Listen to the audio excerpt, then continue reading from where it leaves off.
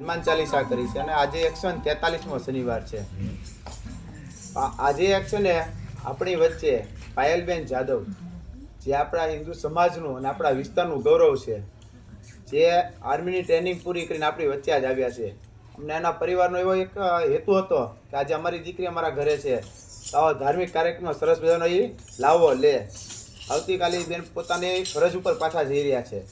તો અમારું રામા મંડળ, વિશ્વ હિન્દુ પરિષદ બજરંગ દળ અને દુર્ગાવાહિની માતૃશક્તિ, અમે હનુમાનજી ભગવાન પાસે, રામ ભગવાન પાસે પ્રાર્થના કરશું કે આવનારા દિવસોમાં બેન ખૂબ પ્રગતિ કરે, ખૂબ એનું એટલે કે તબિયત સારી રહે અને દેશનું નામ રોશન કરે, આપણા વિસ્તારનું નામ રોશન કરે, એમના મા બાપનું નામ રોશન કરે.